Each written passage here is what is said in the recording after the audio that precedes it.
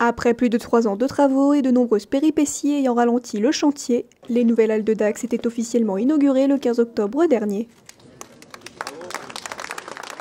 Enfin, nous y sommes avec beaucoup de joie, beaucoup de satisfaction, puisque ça y est, les halles de Dax ont ouvert. Bien évidemment, c'est un projet qui avait été lancé sous l'ancienne mandature par ma prédécesseure Elisabeth Bonjean, et que nous avons bien sûr, pour la continuité républicaine et aussi dans l'intérêt des Dacois, tenu à continuer, en y apportant bien évidemment notre touche personnelle sur l'organisation, sur les abords. Voilà, ce soir c'est la joie et la grande satisfaction de pouvoir les inaugurer et de se dire que l'ensemble des Dacoises, des Dacois, des grandes Dacoises et puis de tous nos visiteurs vont pouvoir venir profiter de ce lieu magnifique.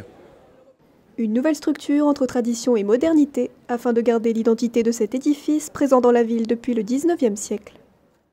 La halle d'origine, elle était très fermée, c'était comme une forteresse. La première action, ça a été de créer un grand plateau, une grande plateforme, en supprimant le parking de la cathédrale et en créant la grande esplanade extérieure qui vient relier tout le site de la cathédrale, du square et de la halle.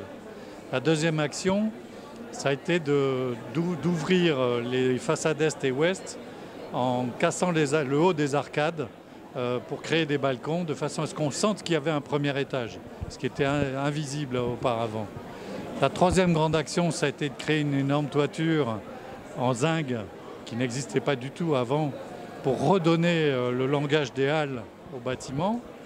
Et la quatrième action, ça a été de créer au milieu de cette grande toiture en zinc la gigantesque verrière que vous avez au-dessus de nous et qui redescend jusqu'au sol sur la façade nord pour marquer l'entrée principale. Et la cinquième action, ça a été de créer à l'intérieur tous ces stands, les deux plots centrales dans lesquels il y a tous les services et tout autour la partie étale et commerciale.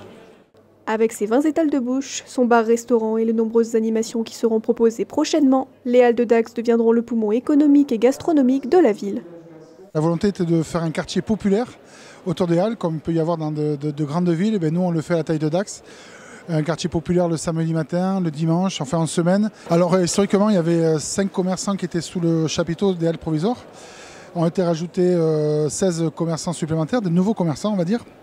Alors il y a de tout, des commerçants qui proposent des produits de terroir, typiquement gascons, des commerçants qui proposent la cuisine du monde à travers des plats grecs, arméniens, chinois, asiatiques, des commerçants qui proposent des pâtes, des fromagers. Voilà, l'ensemble de tous les bons produits qu'on puisse connaître sont rassemblés ici.